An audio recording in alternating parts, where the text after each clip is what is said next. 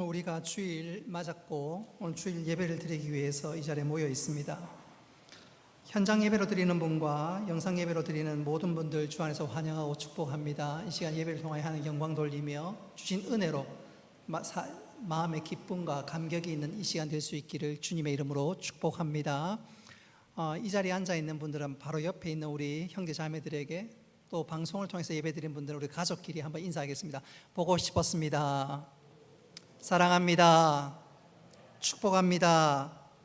이 시간 우리가 마음과 정성을 모두어 하나님 앞에 예배하겠습니다. 할렐루야.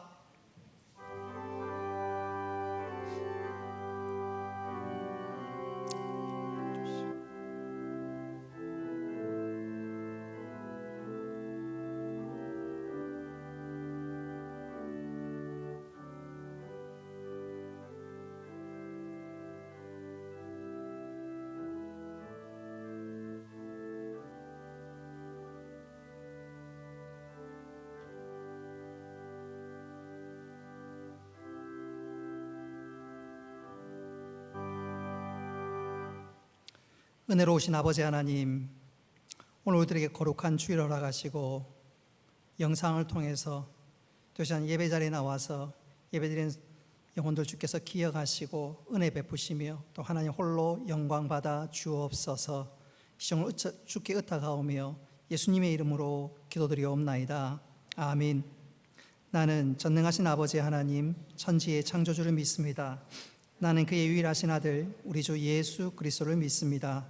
그는 성령으로 잉태되어 동정녀 마리아에게서 나시고 본디오 빌라도에게 고난을 받아 십자가에 못 박혀 죽으시고 장사된 지 사흘 만에 죽은 자 가운데서 다시 살아나셨으며 하늘에 오르시어 전능하신 아버지 하나님 우편에 앉아 계시다가 거기로부터 살아있는 자와 죽은 자를 심판하러 오십니다. 나는 성령을 믿으며 거룩한 공교회와 성도의 교제와 죄를 용서받는 것과 몸의 부활과 영생을 믿습니다.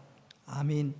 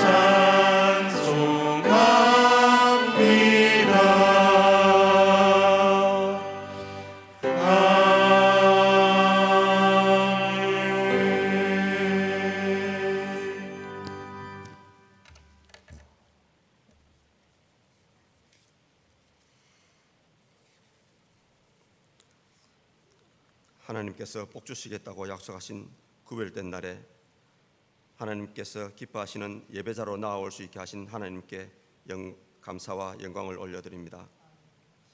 생활 속 거리두기와 회집 인원의 규제로 인하여 영상으로 예배드리는 동해교회 가족들에게도 같은 은혜로 함께하여 주시옵소서. 가정에서 온라인으로 예배를 드리는 분들은 흩어진 몸과 마음으로 그저 참여하는 것이 아니라 신령과 진정으로 하나님이 받으시는 예배를 하게 하옵소서. 온 세상이 역병으로 인하여 공포와 걱정 속에 지내면서도 하나님의 징계인지 권고인지 헤아리기보다는 이런 상황을 빨리 벗어나기만을 바라는 우둔함을 용서하여 주시옵소서. 이 모든 일이 하나님의 계획 가운데 있음을 깨닫고 무엇을 어디서부터 돌아서서 고치며 회복해야 할지를 알게 하여 주시옵소서. 환난 날에 나를 부르라 내가 너를 건져 주시겠다고 말씀하신 주님, 저희들이 먼저 엎드려 회개합니다. 시기와 질투, 막말과 거짓말을 하지 않게 하여 주시옵소서. 악한 행실과 죄에서 돌이켜 성결함을 유지하게 하여 주시옵소서. 소외된 자들의 벗이 되어 사랑으로 돌아보지 못하고 이웃과 다투거나 상처를 주었던 일을 용서하여 주시옵소서. 성소수자들의 인권을 빙자하여 하나님의 창조 질서와 보편적 인권의 역차별을 조장하는 포괄적 평등법을 제정하려고 하는 어그러진 생각들이 부끄러운 것임을 알게 하셔서 입법이 되지 않게 막아 주시옵소서. 하나님께서 창조하신 자연 생태계를 잘 보존하고 관리하며 신실한 마음으로 하나님께 예배하며 영광 돌리는 자녀들이 되게 하여 주시옵소서.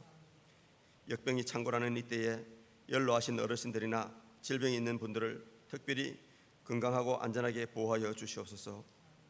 위기와 고난을 기회로 여기고 개인과 가정, 한국교회가 거듭나는 계기가 되게 하여 주시옵소서. 이번 여름에는 예배당에 모이는 것이 자유롭지 못한 가운데 성경학교와 수련회를 마쳤습니다. 그러나 믿음의 다음 세대인 청년들과 학생회, 유초등부, 유치, 유아들에 이르기까지 진리의 말씀이 심령에 잘 심겨져서 믿음의 열매들을 맺어가는 알곡들이 되게 하여 주시옵소서. 우리나라의 자유와 평화를 지켜주시옵소서. 소망이 없던 이 나라에 생명을 바쳐 복음을 전하여 준 선교사님을 통하여 교육으로 신앙의 인재를 양성하고 병원을 세워 백성을 치료하고 애국지사들의 열정으로 새로운 나라를 세우기까지 인도하셔서 이제 세계가 지켜보는 나라로까지 발전하게 되었는데 하나님의 역사심을 부인하고 대적하는 자들로 인하여 백성이 분열되고 있음을 불쌍히 여겨 주시옵소서.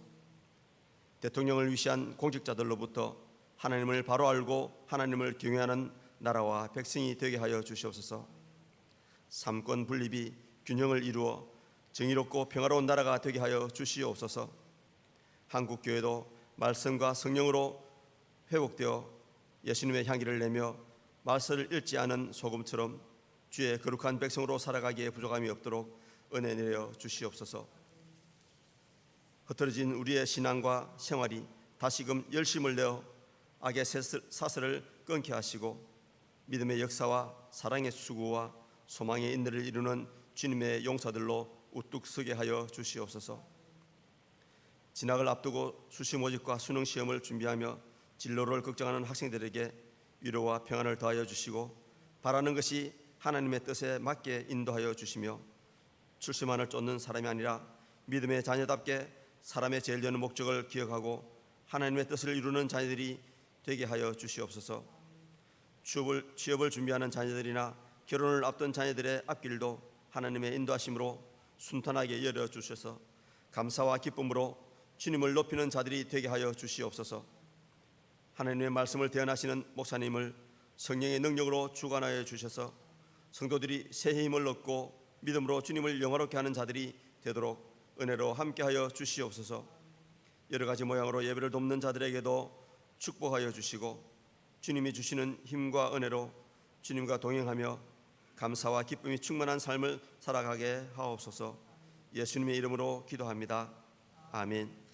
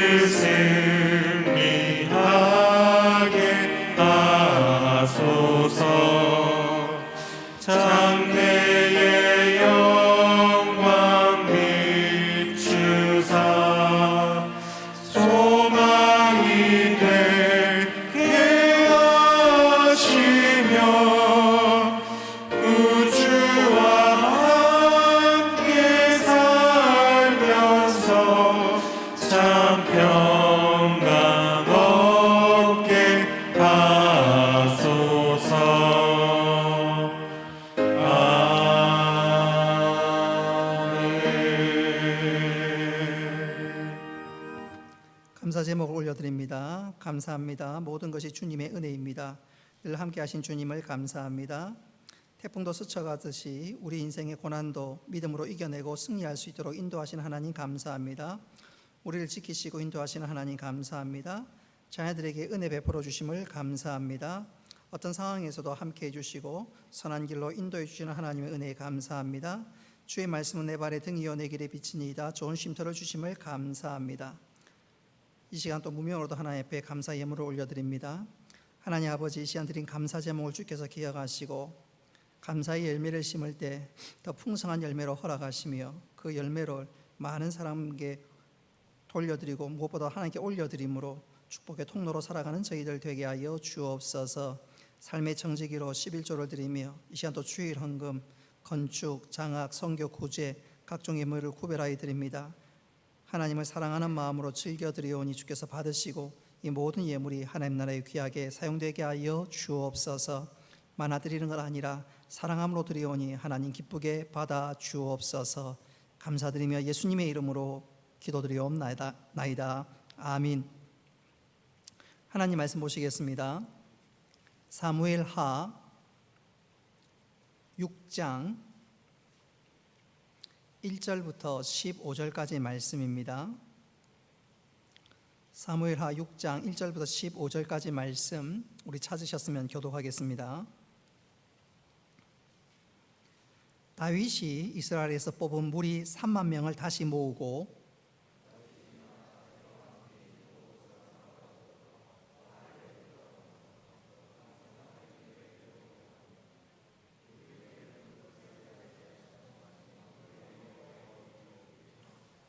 그들이 하나님의 궤를 새 수레에 싣고 산에 있는 아비나답의 집으로 나오는데 아비나답의 아들 우사와 아효가 그 새 수레를 모니라.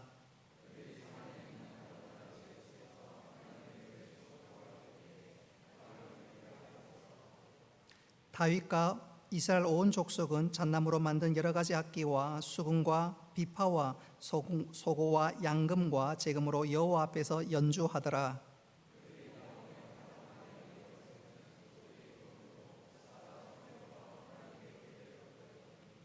여호와 하나님이 우사가 잘못함으로 말미암아 진노하사 그를 그곳에서 치시니 그가 거기 하나님의 궤 곁에서 죽으니라.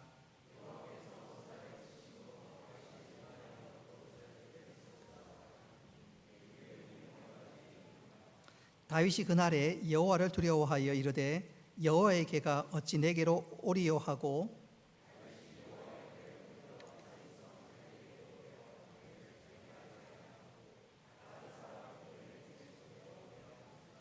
여호와의 괴가 가드 사람 오벳 에돔의 집에 석 달을 있었는데 여호와께서 오벳 에돔과 그의 온 집에 복을 주시니라.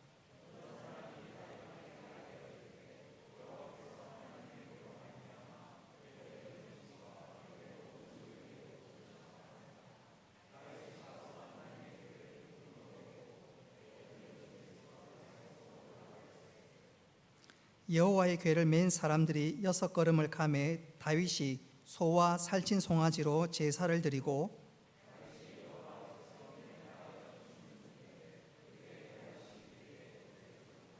15절까지 읽겠습니다. 다윗과 온 이스라엘 족속이 즐거이 환호하며 나팔을 불고 여호와의 궤를 메어 오니라. 아멘. 이 시간 신민자 집사님 찬양으로 하나님께 영광 올리겠습니다.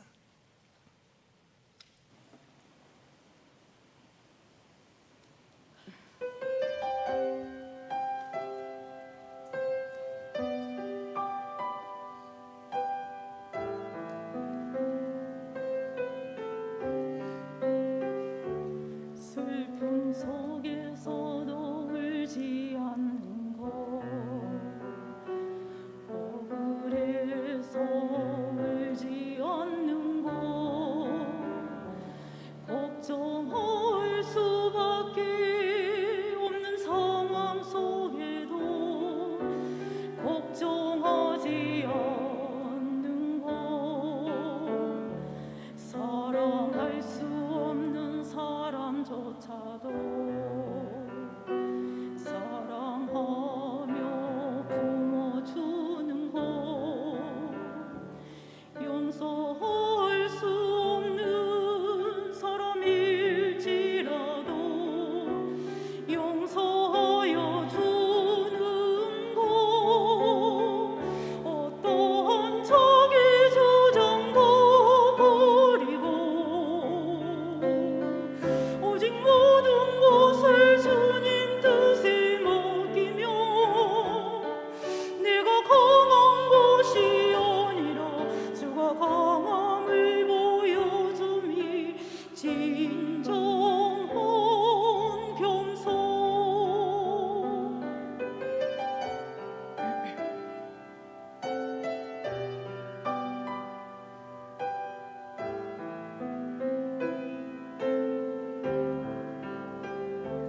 참을 수 없어도 화내지 않고 끝까지 인내하는 것, 감사할 수 없는 그런 조건에서도 감사하며 사는 것, 칭찬이나 비난 가운데서도 침묵하며 살아가는 것, 말씀 순종하기 어려울지라도 믿음으로 순종하는 것, 어떠한 자기 주장도 버리고 오직 모든 것을 주님 뜻에 맡기며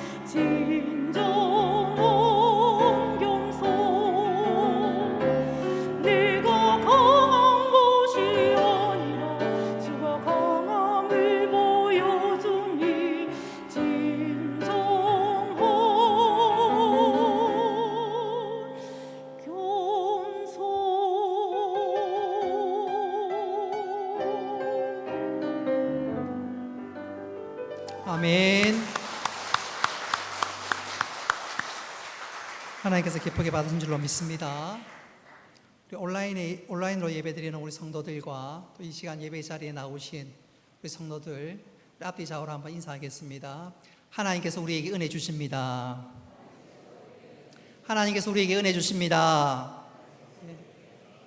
예배하는 이 한 시간 하나님께서 주신 은혜 누리며 또 그 은혜로 또 한 주간 승리하며 축복의 통로로 살아갈 수 있는 우리 모두가 되기를 주님의 이름으로 축복합니다. 지난 주일은 제가 주일 성수에 관한 말씀을 드렸습니다. 오늘은 주일 성수의 핵심이 된다고 할 수 있는 하나님을 사모하는 것, 또 사랑하는 것, 바로 그것에 대해서 말씀드리고, 또 그럴 때 하나님께서 우리에게 주시는 은혜가 무엇인지 오늘 이 시간 깨닫는 귀한 시간 될 수 있기를 주님의 이름으로 축복합니다. 다윗이 왕위에 오르자 제일 먼저 했던 일은 여호와의 궤를 다윗성으로 옮겨오는 것이었습니다. 이 당시 여호와의 궤, 법궤라고도 부르지요. 이 여호와의 궤는 아비나답의 집에 무려 40년 동안 머물고 있었습니다. 사실은 그 이전에 이 여호와의 궤는 실로에 머물고 있었습니다. 이스라엘 백성들이 광야 40년 생활을 마치고 가나안 땅에 들어왔을 때 여호와의 법궤는 실로에 머물고 있었습니다. 쭉 있었습니다. 그런 이스라엘 백성들이 주위 가나안 족속들과 전쟁을 하면서 하나씩 정복해 나갔지만 이스라엘 백성들에게 정말로 부담된 족속이 있었는데 그것은 바로 블레셋 족속들이었습니다. 이 블레셋 족속들과 이스라엘 백성들이 전쟁을 벌이면 번번이 이스라엘 백성들이 패하고 말았습니다. 아니 어떻게 하면 저 블레셋 족속을 무찌를 수 있을까? 그들은 고민하다가 방법을 하나 떠올렸습니다. 여호와의 법궤를 메고 가면 승리할 수 있지 않겠느냐?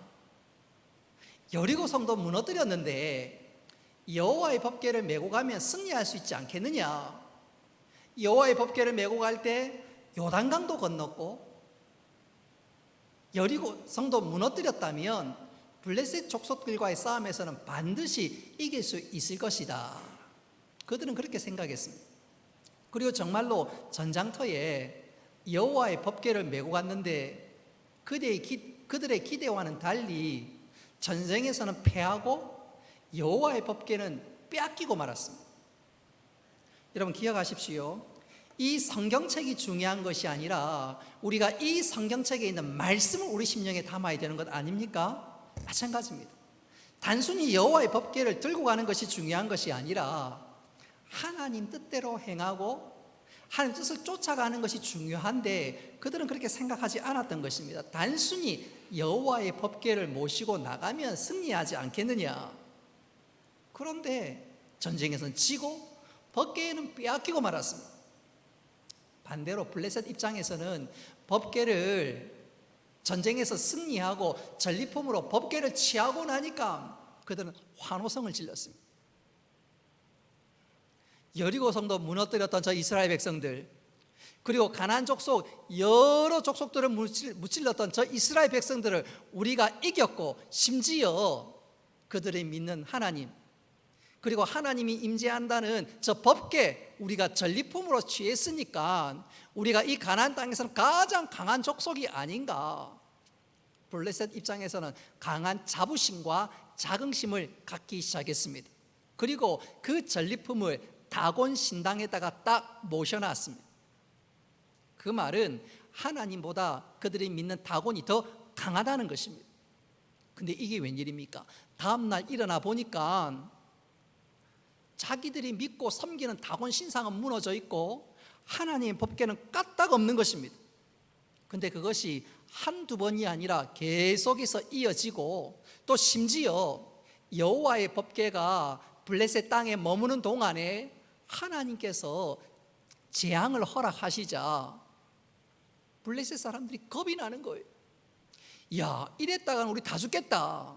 자, 빨리 여호와 법궤를 이스라엘 땅으로 돌려보내자.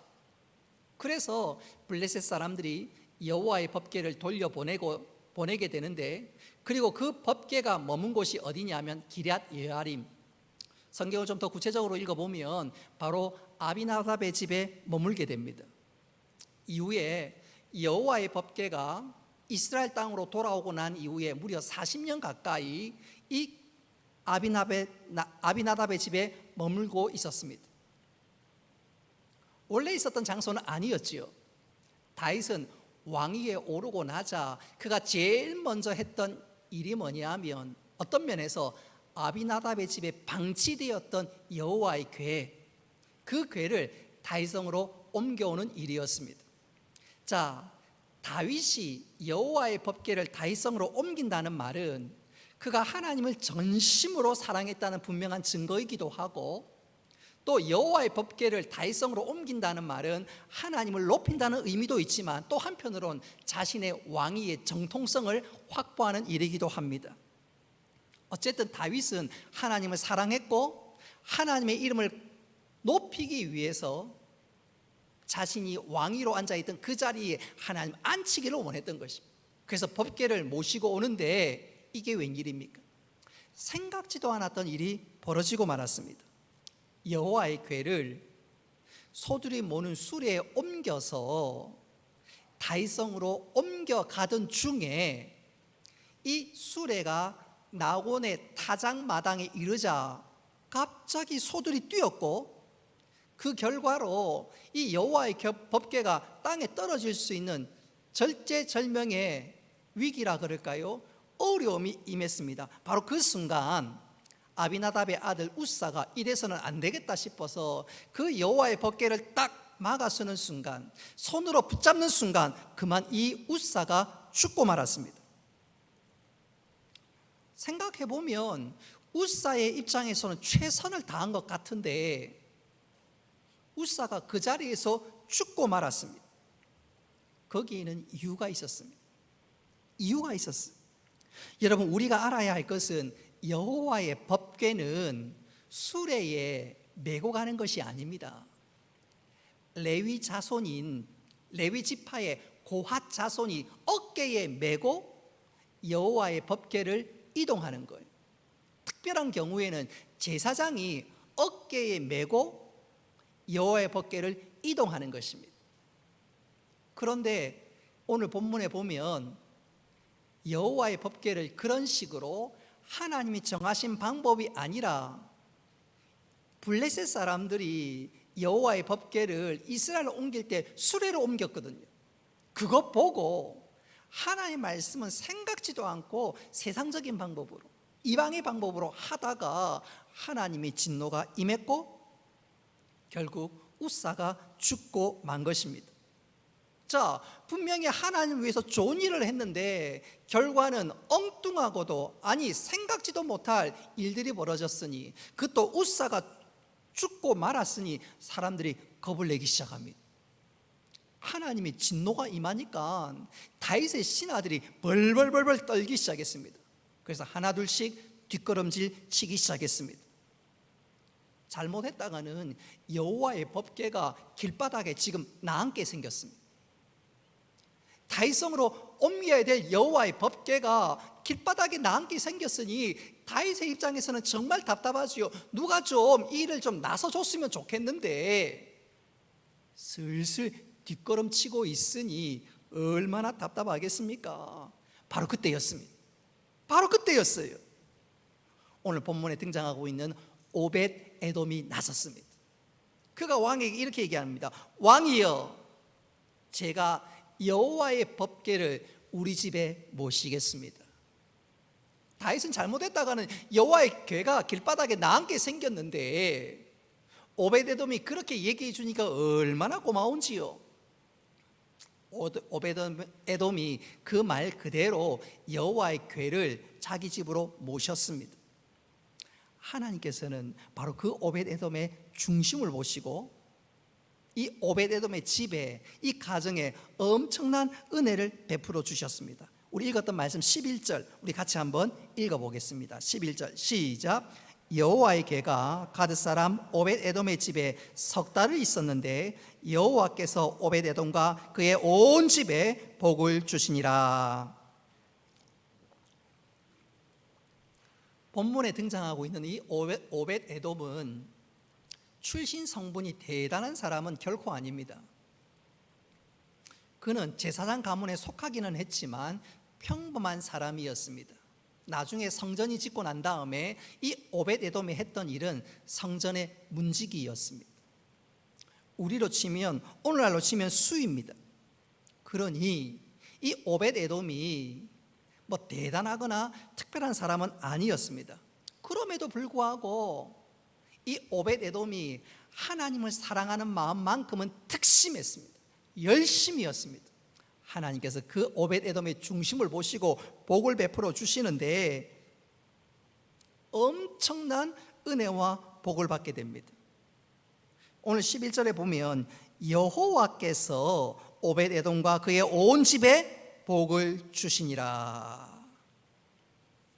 그가 얼마나 복을 받았는지 조금 제가 이따가 말씀드리기로 하고, 오벳 에돔이 하나님을 정말로 사랑하고 남들이 다 뒷걸음칠 때 내가 책임지겠습니다, 주님 사랑합니다, 그렇게 나오자 하나님께서 그 가정에 복을 베풀어 주신 것입니다.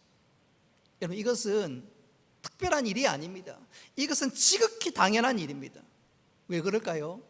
오벳 에돔이 복의 근원이 되신 하나님을 모시고 사니까 하나님께서 이 오벳 에돔에게 은혜와 복을 베풀어 주신 줄 믿으시기를 바랍니다.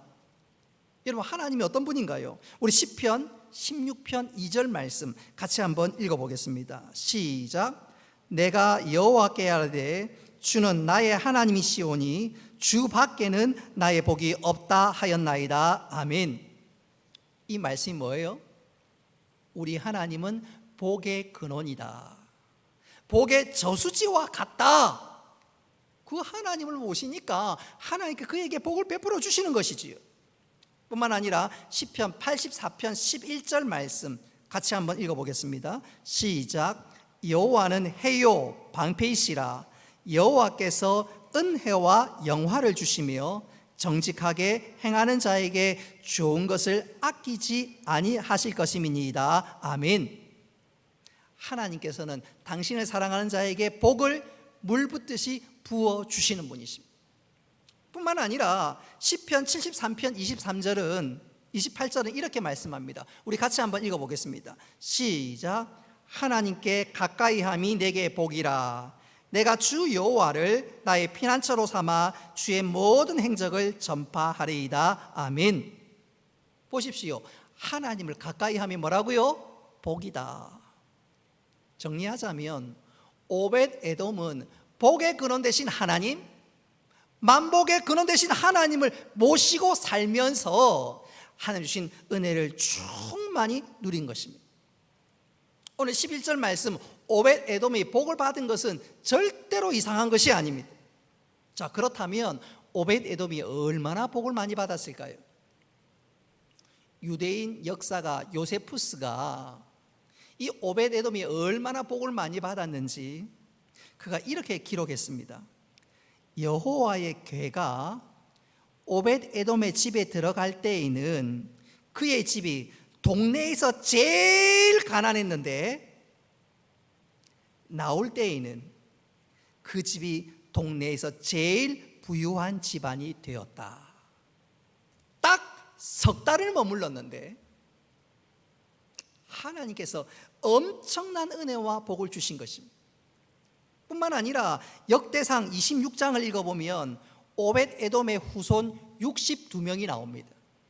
그 면면을 찾아서 보면 전부가 용사든지 다스리는 지도자로 나옵니다. 뿐만 아니라 그 전부가 자신이 맡았던 직무를 얼마나 잘 감당하는지, 한마디로 오벳 에돔의 후손들이, 자녀들이 형통하고 하나님께 선한 은혜를 베풀어 주셔서 잘 되었다는 것입니다. 한마디로 오벳 에돔은 하나님을 사랑하니까, 먼저 그 나라와 그 의를 구하니까 하나님께서 이 놀라운 은혜를 주신 줄 믿으시기를 바랍니다. 본문에는 이와 정반대되는 한 사람이 등장하는데 그가 아비나답입니다. 여호와의 궤가 오벳 에돔의 집 석 달 머물기 전에 여호와의 궤가 무려 40년 동안 머문 집이 누구냐면 아비나답의 집입니다. 사무엘상 7장을 읽어보면 이 아비나답의 집에서 여호와의 궤가 무려 40년을 머물렀습니다. 근데 성경 어디를 읽어봐도 아비나답의 집이 복을 받았다, 하나님의 은혜를 누렸다, 그런 말씀이 전혀 기록되어 있지 않습니다. 여러분, 여호와의 궤를 모신 것이 복이라면 아비나답은 오벳 에돔보다 몇 배, 몇십 배의 복을 받아야 정상입니다. 그런데 하나님의 은혜와 복은 아비나답은 아니고 오벳 에돔의 집에 머물렀습니다. 아비나답은 복은 고사하고 그의 아들 우사가 하나님의 진노로 죽고 마는 엄청난 위기를 맞기도 했습니다. 여러분, 도대체 그 차이가 어디서 나는 걸까요? 분명한 것은 아비나답은 오벳 에돔과 같지 않았습니다. 하나님을 사랑하고 하나님을 사모하는 것, 그렇지 않았습니다. 어떻게 알 수 있나요? 자, 사무엘상 7장 1절 말씀 스크린에 나와 있는데 우리 같이 한번 읽어봅시다. 시작. 기럇 여아림 사람들이 와서 여호와의 궤를 옮겨 산에 사는 아비나답의 집에 들여놓고, 이때가 언제냐면 이스라엘 백성들이 블레셋과의 싸움에서 지고 여호와의 궤를 빼앗겼다가 블레셋 사람들이 여호와의 궤를 전리품으로 치서 좋다고 여긴 이후에 블레셋에 하나님의 재앙이 임하자 겁이 나서 돌려보내던 때였습니다. 그리고 드디어 여호와의 법궤가 이스라엘 백성들 안으로 들어왔습니다. 그런데 문제는 이스라엘 백성들 입장에서는 블레셋에서 소문을 들었고 하나님의 진노가 임했다. 그러니까 그 누구도 여호와의 법궤를 들여놓는 것이 부담스러운 거예요.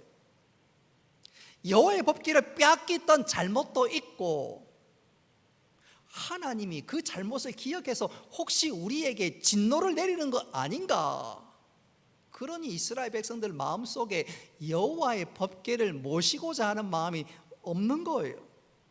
그래서 이 여호와의 법궤가 누구 집에 머물게 되냐면 아비나답의 집에 머물게 되고, 이 아비나답의 입장에서는 억지로 여호와의 법궤를 맡게 되었던 것입니다. 그래서 그 정황을 한번 보십시오. 사무엘상 7장 1절 후반절 말씀 같이 한번 읽어보겠습니다. 시작. 그의 아들 엘리야사를 거룩하게 구별하여 여호와의 궤를 지키게 하였더니. 아멘. 아비나답은 억지로 맡았고, 그리고 그 법궤를 잘 모시면서 하나님을 예배했다는 말이 없고 오히려 궤를 지키는 당번을 정해서 돌아보는 정도에 머물렀습니다. 한마디로 무성의했다 그 말입니다. 그들이 얼마나 무성했는지 그 결과는 곧 이어나옵니다.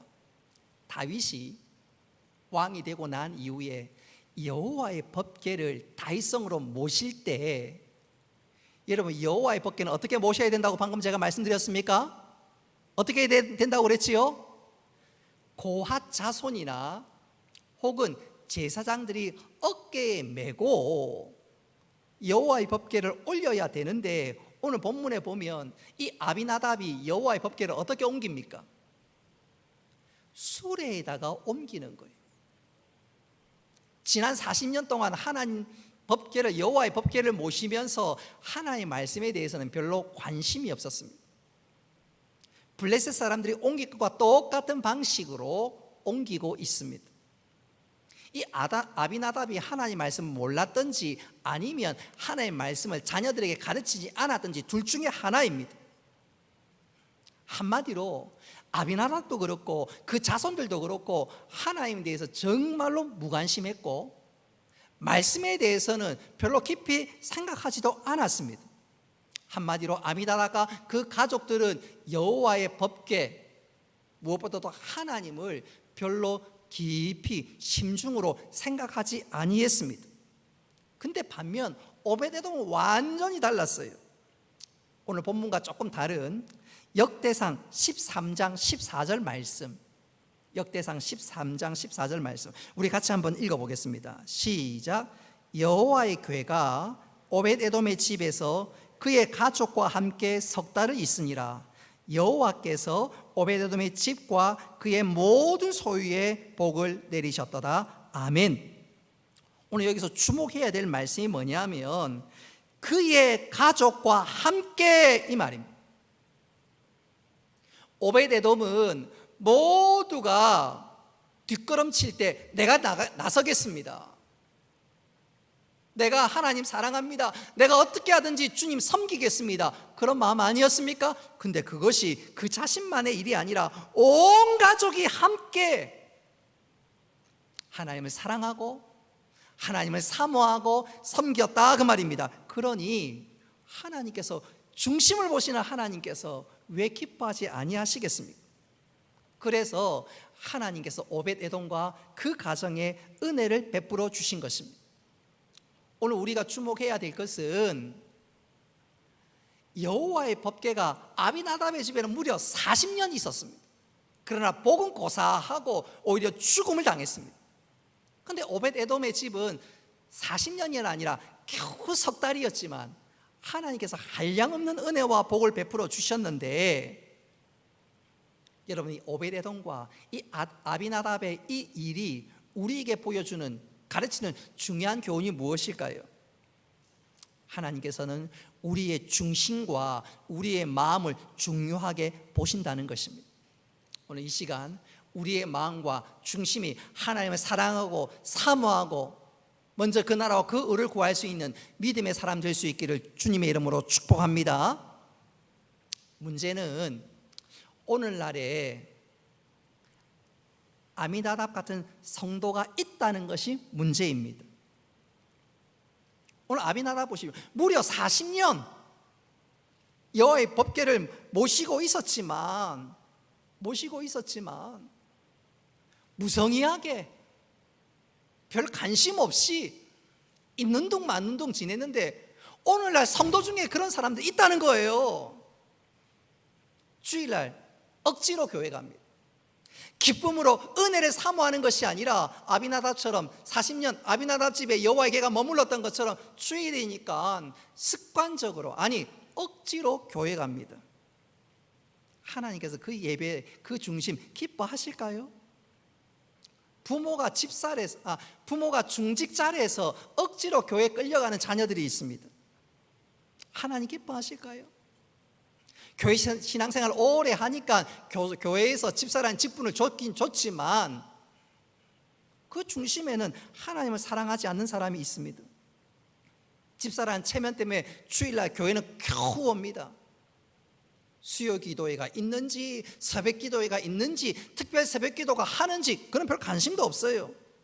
주일날 좀 푹 자고 싶은데 주일날 억지로 끌려서 교회 옵니다. 그래서 주일이 아니라 죽을 날입니다. 죽을 날. 그러면 하나님께서 복을 주실 수가 없지요. 우리 모두 오늘 본문에 등장하는 이 오벳에돔처럼 하나님을 사랑하고 사모할 수 있기를 바랍니다. 그럴 때 하나님께서 그 중심을 보시고 은혜 베풀어 주시는데 우리 모두 그 주인공 영적 오벳에돔이 될 수 있기를 주님의 이름으로 축복합니다. 오늘 본문에 보면 이 오벳에돔 같은 사람이 또 한 사람 등장합니다. 그가 누구냐? 다윗입니다. 다윗이 오벳에돔이 여호와의 궤를 모셨다가 복을 받았다는 소문을 들었습니다. 분명히 얼마 전에 아비나답의 집에서 여호와의 궤를 모시고 오다가 너무 안타까운 일을 당해서 다윗이 너무너무 답답했는데 혹시 하나님 진노가 아직도 우리 가운데 머무는 것이 아닐까 고민했는데 이게 웬일입니까? 오벳에돔의 집에 하나의 복이 임했다. 다윗이 그 말에 용기를 얻었습니다. 그래, 여호와의 궤를 다윗성으로 옮기자. 하나님의 은혜와 복을 사모하는 다윗이 지체할 사람이 아니죠. 쫓아갔습니다. 그리고 두 번째로 다시 여호와의 궤를 다윗성으로 모셔오고 있습니다. 이때 다윗의 태도를 한번 보십시오. 모습을 한번 보십시오. 다윗이 얼마나 기뻐하는지, 전심으로 기뻐하는지 12절 보면 다윗이 기쁨으로 여호와의 궤를 메고 왔다 나오지요. 14절 보십시오. 다윗이 힘을 다하여 춤을 추고 모시고 왔습니다. 15절에 보면 다윗이 사람을 동원해서 나팔을 불며 즐거이 찬송했습니다. 그리고 16절에 보면 다윗이 마치 어린아이와 같이 뛰놀며 춤을 추고 있습니다. 다윗이 여호와의 궤를 모시고 오는 것 전심으로 기뻐하며 즐거워하고 있습니다. 본문에 등장하고 있는 오벳에돔과 다를 바가 없습니다. 제2의 오벳에돔, 영적 오벳에돔이 바로 다윗이지요. 오벳에돔에게 은혜를 베푸시고 복을 주신 하나님께서 다윗에게도 동일한 은혜 베풀어 주신 줄 믿으시기를 바랍니다.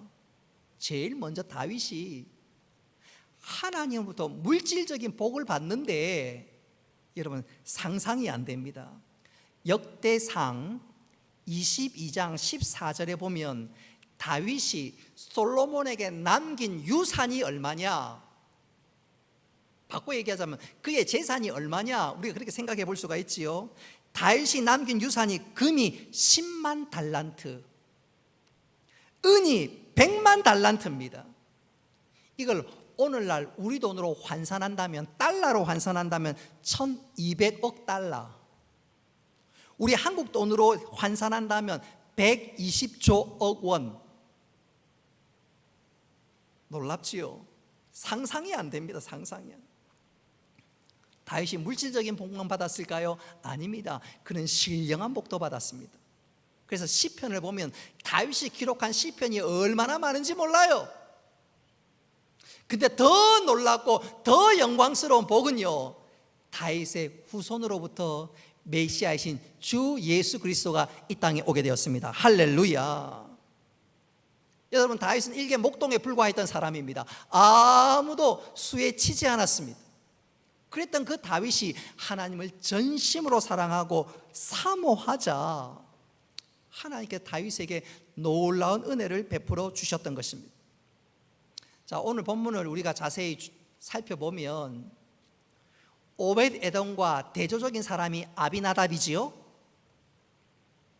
다윗과 대조되는 또 한 사람이 등장합니다. 그가 누굴까요? 미갈입니다. 이 미갈은 사울의 딸입니다. 사울의 딸이라서 그런지는 몰라도 이 미갈은 아버지를 쏙 빼닮았습니다. 여러분, 사울의 특징이 뭐냐면 사울 왕은 사람을 엄청나게 의식하는 사람이었고 오늘날로 친다면 폼생폼사였습니다. 젊은 친구들 표현을 빌자면 관종이었습니다. 사람들이 나를 어떻게 볼까, 사람들이 나를 좀 주목해야 되는데 소위 관심종자, 관종 그러지.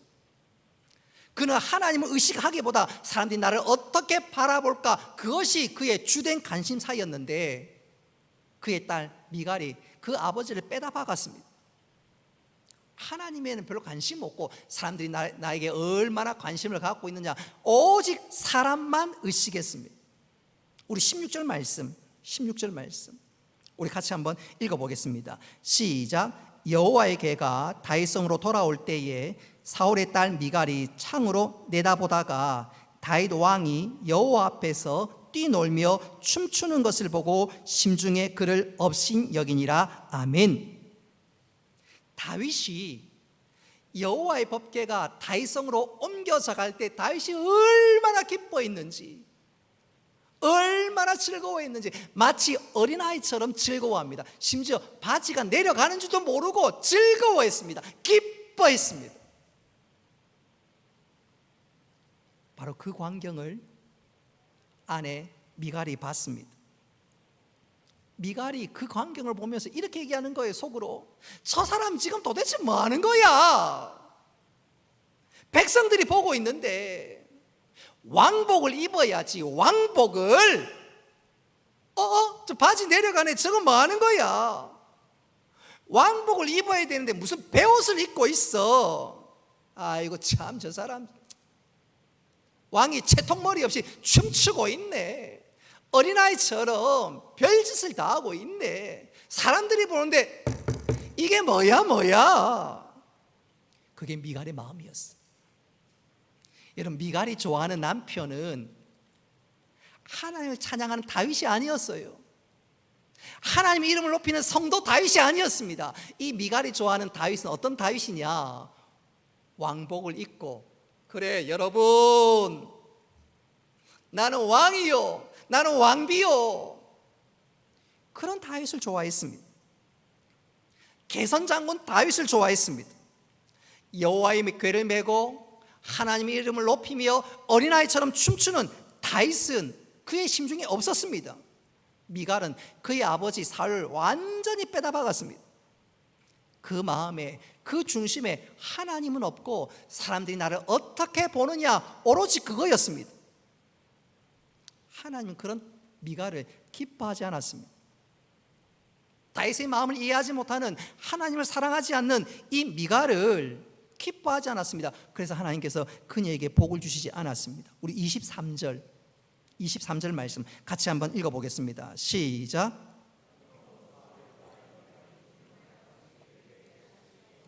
아멘. 이 말은 그녀가 쓸쓸하게 생을 마감했다는 말입니다. 미갈 보십시오. 하나님을 사랑하는 마음이 전혀 없습니다. 오로지 사람만 의식하고 있습니다. 그런데 문제는 우리 주위에 미갈 같은 사람이 있다는 것입니다. 영적 미갈은 하나님보다 사람을 의식합니다. 그러니까 교회 안에서 좀 돈 있는 사람, 사회에서 좀 포지션이 있는 사람을 좋아합니다. 학력이 좀 떨어지거나 좀 사는 게 좀 어렵거나 그런 사람을 만나면 그냥 인사는 하지만 속으로 사람의 수에 치지 않습니다. 그런 사람은 영적 미갈입니다. 그런 사람은 결코 복을 받을 수가 없어요. 중심을 보시는 하나님 보시기에 미달이니까 복을 받을 수가 없어요. 자, 그런 측면에서 이 시간 우리 자신을 좀 돌아왔으면 좋겠어요. 혹시 내 마음 깊은 곳에선 영적 미갈 같은 마음이 없는가? 분명한 것은 우리 모두는 영적 오벳 에돔, 영적 다윗 같은 마음이 있어야 될 줄로 믿습니다. 하나님을 사랑하고 하나님을 높이고 먼저 그 나라와 그 의를 구하는 것, 그것이 하나님께서 기뻐하시는 오늘 우리의 모습이고, 그럴 때 하나님께서 반드시 우리에게 은혜와 복을 베푸시며 우리를 높여주실 줄 믿으시기를 바랍니다. 그런 측면에서 이 시간 한 사람을 소개하면서 설교를 마무리할까 합니다. 사람들이 위대한 예술가, 조각가라는 미켈란젤로는 잘 압니다.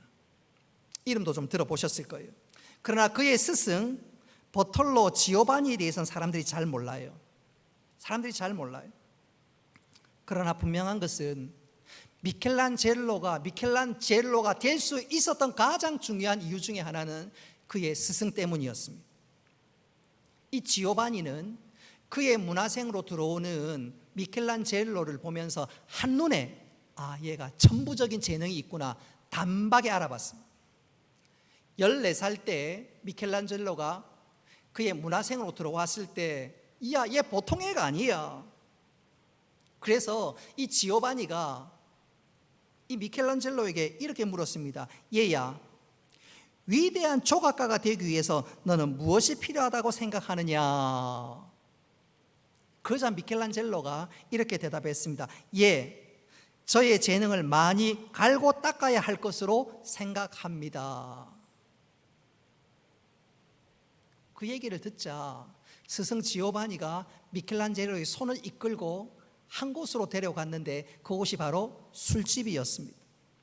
근데 그 술집 앞에는 천사 조각상이 세워져 있는데 이것을 가르치면서 스승 지오바니가 이렇게 얘기합니다.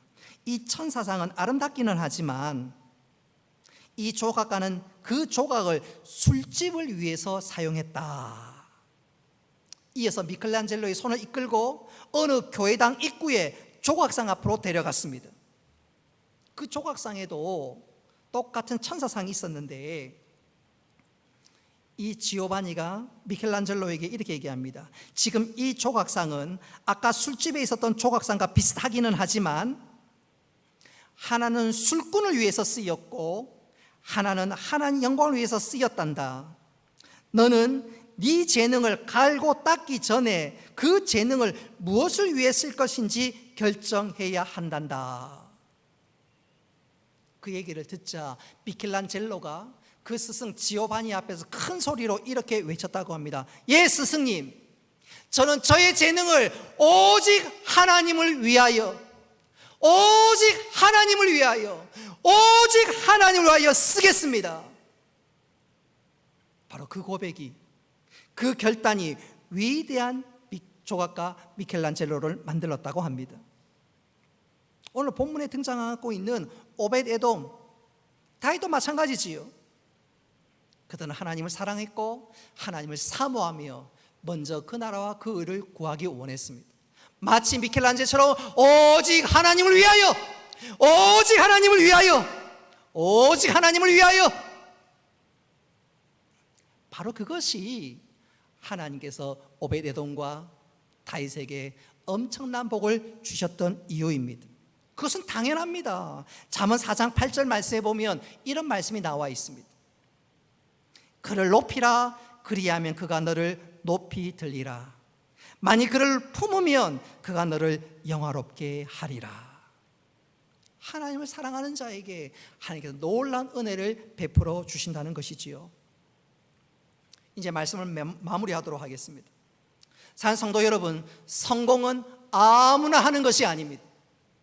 성공은 아무나 하는 것이 아닙니다. 오늘 우리가 이렇게 고백해, 좋다!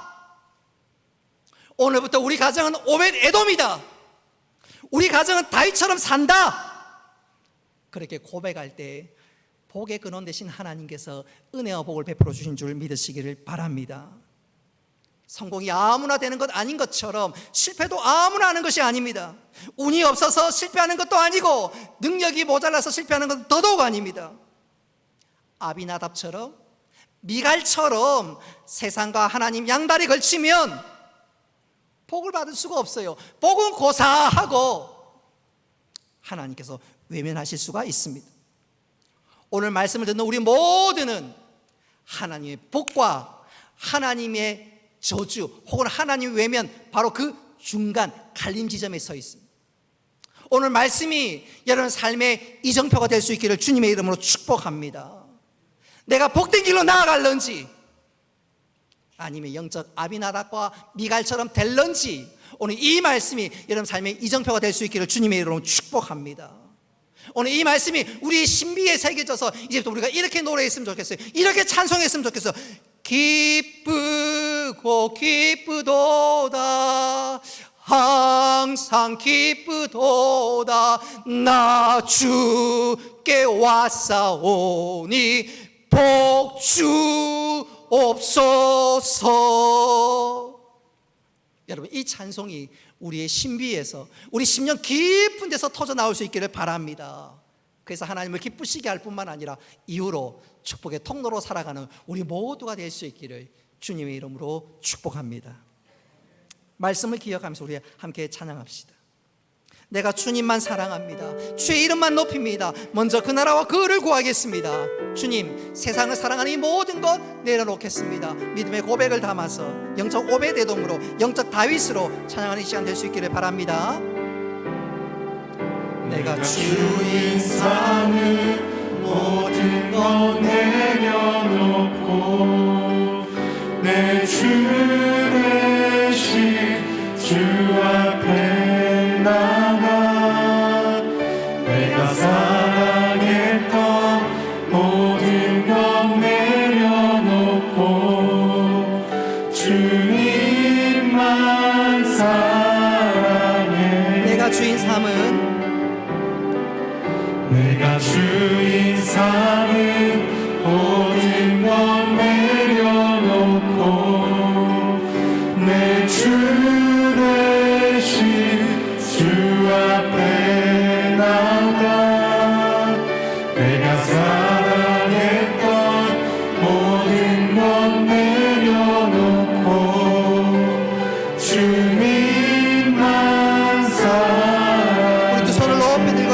합니다. 주 사랑, 주 사랑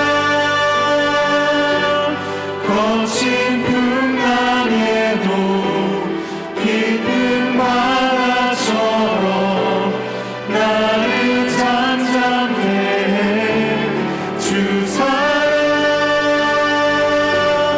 내 영혼의 반석 그 사랑 위에 주 사랑,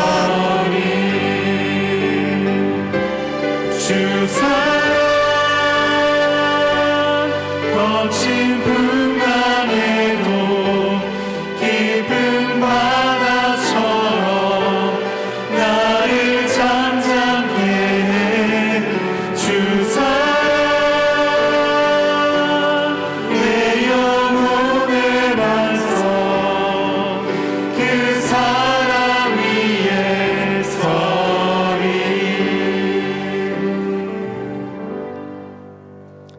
은혜로우신 아버지 하나님, 오늘 말씀을 통하여 주님을 사랑하는 자에게 베푸신 은혜가 무엇인지 깨닫게 하여 주시고, 또 하나님께서 우리에게 어떤 모습을 기대하시는지 알게 하여 주신 것 감사합니다.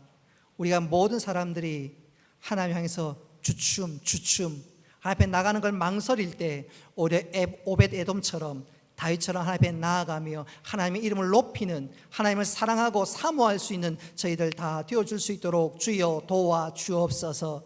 그리하여 세상 사람들에게 하나님이 은혜라고, 하나님이 복이라고, 하나님이 생명이라고, 구원이라고, 능력이라고, 빛이라고 증거하고 자랑할 수 있는 축복의 통로로 살아갈 수 있는 저희들 다 되게 하여 주옵소서. 날마다 하나님을 사모하는, 하나님을 바라는 저희 심령들 되게 하시고 그 믿음 위에 은혜를 더하여 주옵소서. 감사드리며 예수님의 이름으로 기도드리옵나이다. 아멘.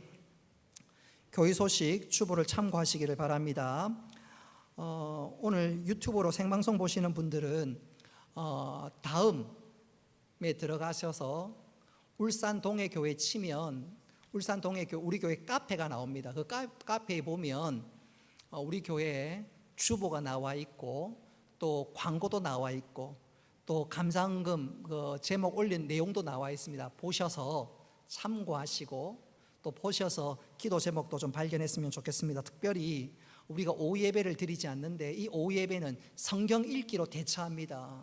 주일 오후에는 하루에 10장을 읽고 매일 하루에 석 장씩 읽도록 구역공과 맨 밑에 난에 보면 성경 일독을 위한 성경 일정표가 있는데 참고하셔서 오늘 오후에 성경 10장을 읽고 또 매일매일 성경 석 장씩 읽어가는 가운데 하나님을 만나고 또 주의 뜻을 발견할 수 있기를 바랍니다. 학습 세례, 유아 세례 교육 개인 학습 중에 있는데 잘 준비하셨다가 문답식 할 때 온전한 신앙 고백을 할 수 있기를 바랍니다. 기타 광고는 주보를 참고하시고 주일 헌금 안내에 잘 나와 있습니다. 참고하시고 특별히 감사 헌금 제목 같은 경우에 저에게 꼭 문자를 보내주실 수 있기를 바랍니다. 시간 다 같이 일어나셔서 성령하시겠습니다.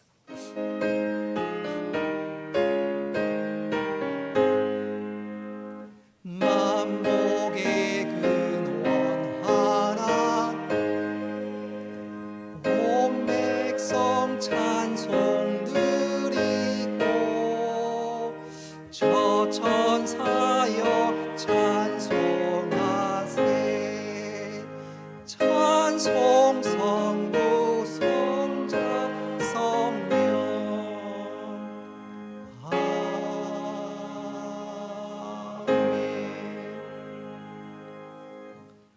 이제는 주 예수 그리스도의 은혜와 하나님 아버지의 크신 사랑과 성령님의 교통하심과 위로하심과 복 내려주심이 사랑하는 주의 백성들과 군대 나가 있는 청년들과 학업을 따라 직장을 따라 또 여러 모양을 터지는 모든 믿음의 식구들 머리 위에 영원토록 함께 있을지어다.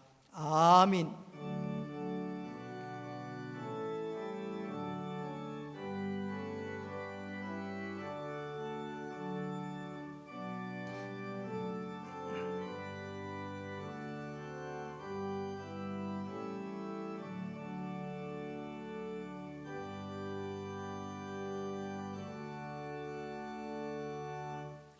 예, 마쳤습니다.